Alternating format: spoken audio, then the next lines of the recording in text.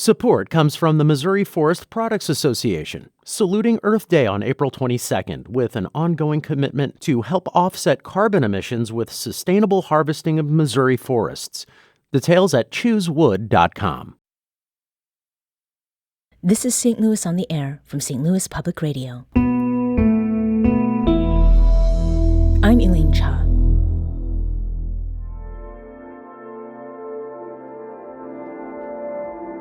In May of 2022, a planned clearing of a homeless encampment near St. Louis's riverfront was set to remove more than 20 people from a space they've called home for more than a year.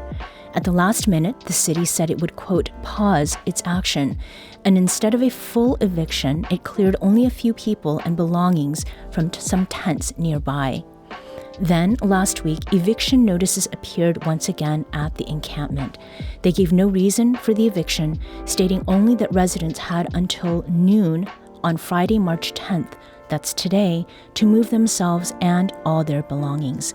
People who've called the encampment home for some time are facing loss of physical space, but they're also losing what's been a stable base for community and mutual support, says resident Dylan Compton. Everybody down here became, quite a tight-knit family. You can see that a lot of us are still in this tight circle. And it's not just folks currently living at the encampment who are distraught by the clearing. Marquise Porter says he used to stay down by the Riverfront Casino when he was homeless. It provided more than a space, he says, and that's what's happening, and what is happening isn't right. The people down here, this is my family, and I think they just getting treated very unfair. Now, we should point out that the City of St. Louis, in a statement, has insisted that it would not clear the encampment without first finding housing for the residents.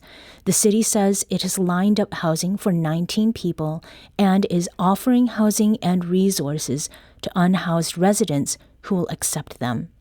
But that still leaves questions. Some residents don't trust the city to make good on those promises, and they're scared of what might come next. And this morning, dump trucks lined up near the encampment. Contractors erected a fence around the area, and the clearing has begun. St. Louis Public Radio's Britny Cordera is at the encampment near Lacledge Landing now. Britny, hello. Hey, Elaine, how are you? I'm well. Where you are right now, where are you standing, Britny, and what are you seeing? Yeah, so right now I am standing right at the pavilion behind the President's Casino at Lacledge Landing. And there are still several dump trucks here. There is one dump truck right in front of the landing that is collecting the residents' belongings. And then we have police that are several feet away from the encampment, just kind of sitting idly there. Mm-hmm. We did have a bulldozer here earlier. Actually, we still have a bulldozer here, and we also have Department of Human Services van here picking up some residents that are left behind. Okay, so how many people are there now? Yeah, so I heard from advocates here this morning when I got here at 9:30 that most of the residents actually cleared the encampment last night. So there were only just a few residents here when I got here. I want to say around 3 people were still here. One lady named Mama D, she was packing her belongings and is having some of her belongings sent to storage by one of these dump trucks. Mm-hmm. Now, there was a planned protest around this eviction and removal. Have you had a chance, Britny, to talk with anyone who's come out to support or participate in that action? Yes, I have had a chance to speak with many of the protesters here and the advocates here. The St. Patrick Center is here. Tent Mission St. Louis is here. They're the ones that are leading the protest.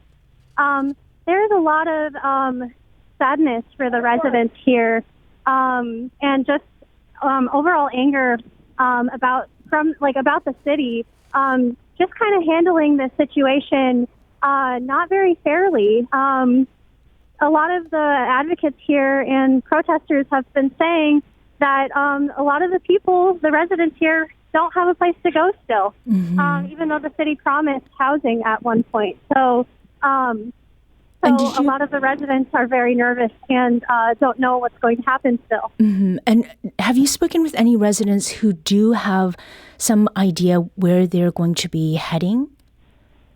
Yes, I spoke with one resident named Derek who has a job that he loves and that's very important to him. And he needed to find housing right away. Luckily, the St. Patrick Center gave him a place to stay for a couple weeks. So he has some place to stay and come back to and leave from work to, so he doesn't have to worry about that. But he also expressed just being very anxious about what's to come in the next 2 weeks after that, because the city has not reached out to him to provide him with a plan. Now, in our final few seconds here, are there any other groups that you see represented among the people that you are seeing out there right now? I'm so sorry. Can you repeat that first part? Are you seeing any other groups apart from St. Patrick's Center and folks from the city out there right now? Yeah, so St. Patrick's Center and Tent Mission St. Louis seem to be the most prominent advocates here right now. There are a few other advocates from other organizations here. We will have to stop it right there. That was St. Louis Public Radio's Britny Cordera speaking with us live from the riverfront encampment where planned action is taking place. This is St. Louis on the Air on St. Louis Public Radio.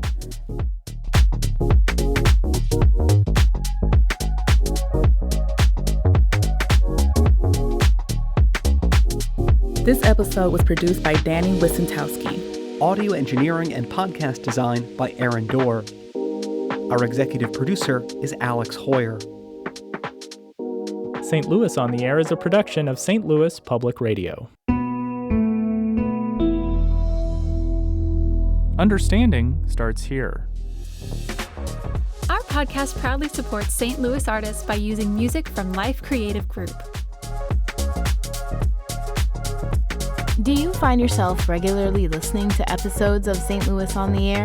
Suggest us to a friend you think might enjoy our conversations, and leave us a review and rating on Apple Podcasts on the App Store. It's the simplest way to help people discover our show. Thank you.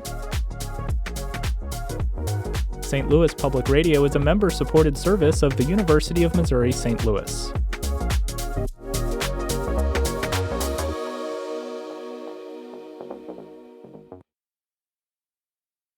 Support comes from the Missouri Forest Products Association, saluting Earth Day on April 22nd with an ongoing commitment to help offset carbon emissions with sustainable harvesting of Missouri forests. Details at choosewood.com.